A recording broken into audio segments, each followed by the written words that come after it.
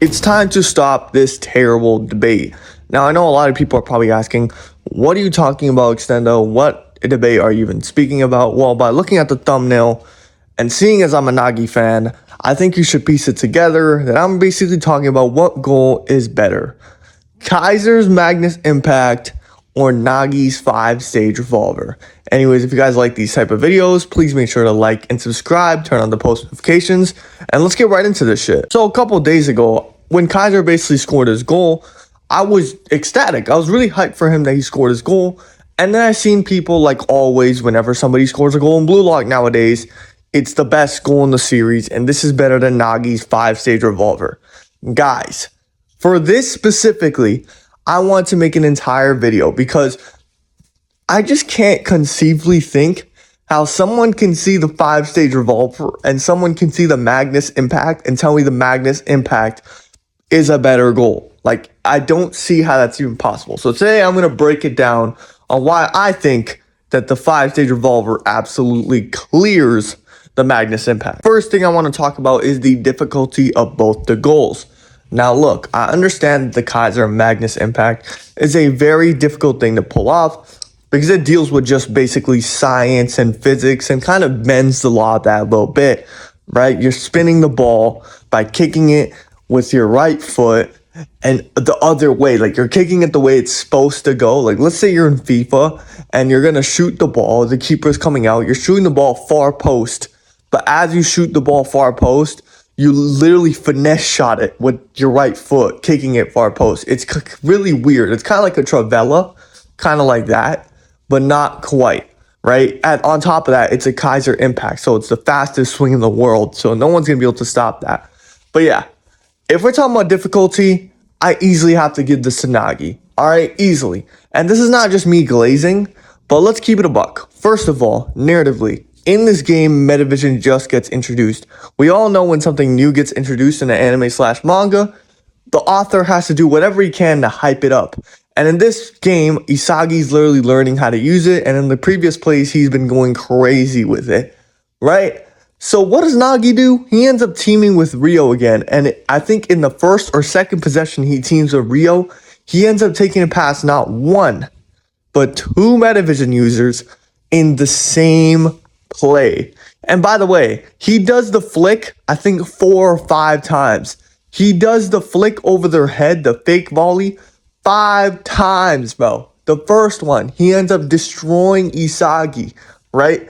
Isagi thinks he's about to, he thinks he's about to just do one. Nope, push his head down, does 2. Literally dunks on Isagi there with Metavision. Next, we go to Kaiser, someone who's been narratively very strong at this point. Does it to Kaiser as well. Very difficult to do. Very difficult to do.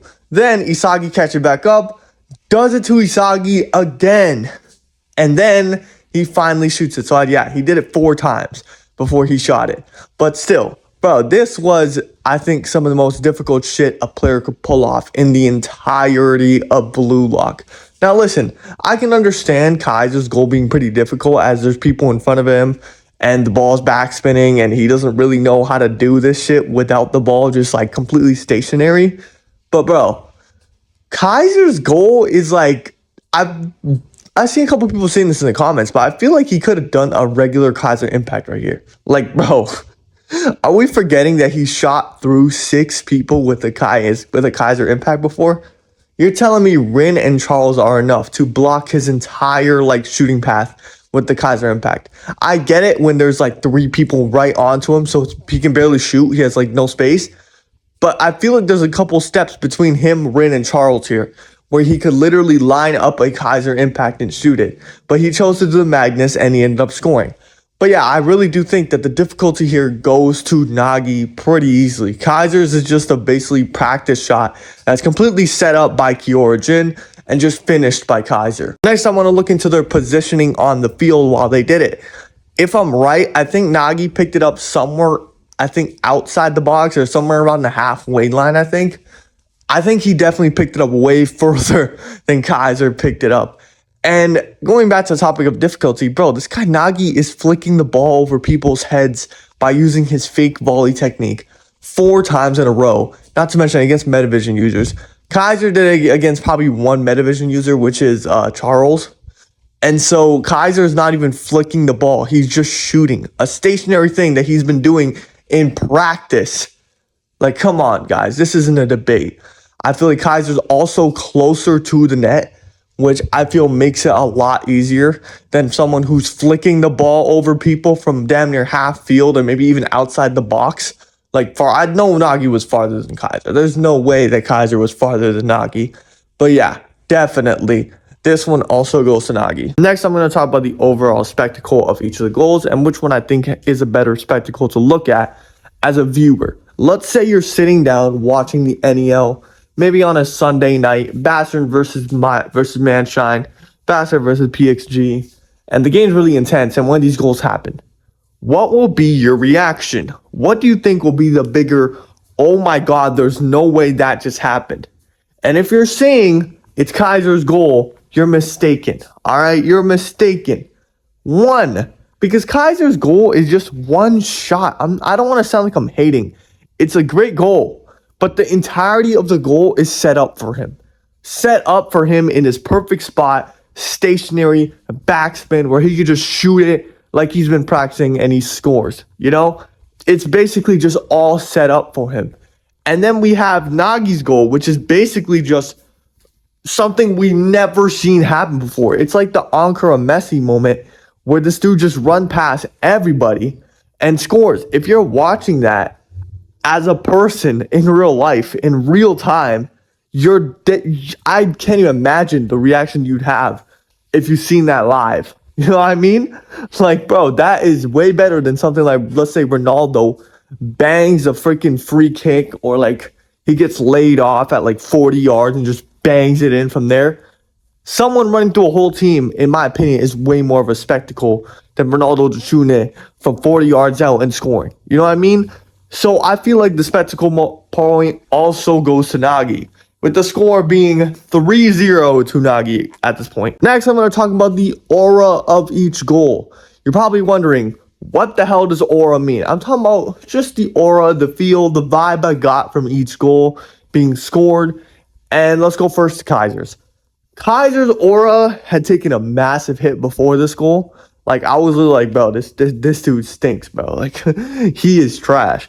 And then, obviously, as the foreshadowing came, as the backstory powers started to kick in, he literally just went in and just did his thing, you know? Like, he did his thing, and it's kind of like it was expected. I was like, okay, I expect him to get back after being humiliated for so many damn chapters, right?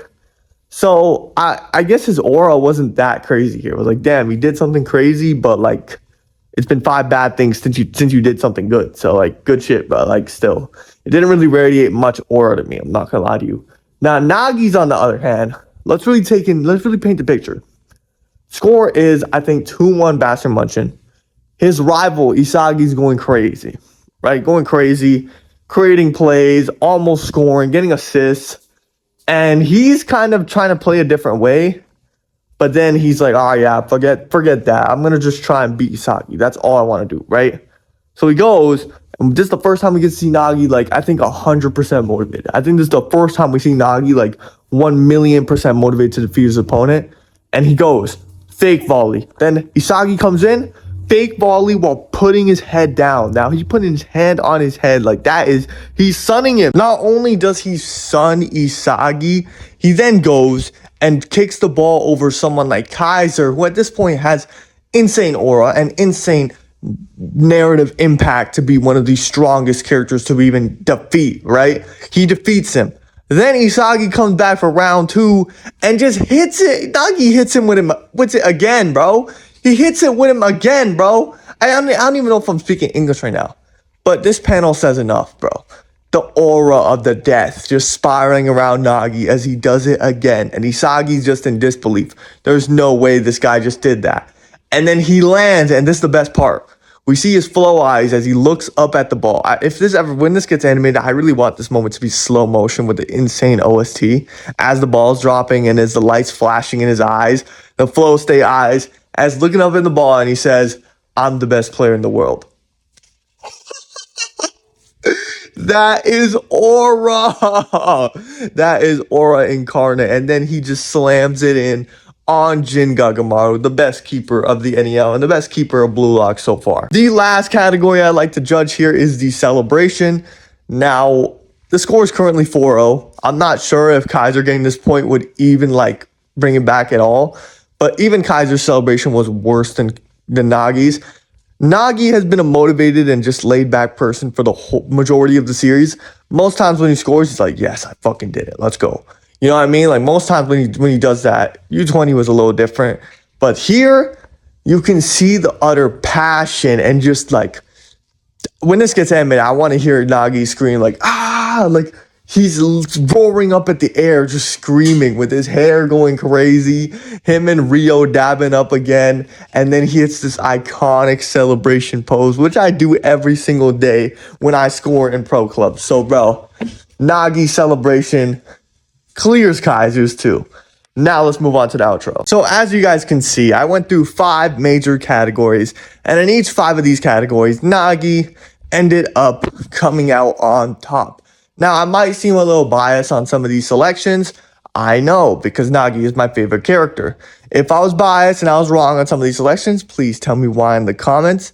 Make sure to like and subscribe. Share this video to any Kaiser fans or Nagi fans who'd like to see this. Any people who are in this debate, make sure you watch this video. And yeah, man, I hope you guys all have a great day. Goodbye.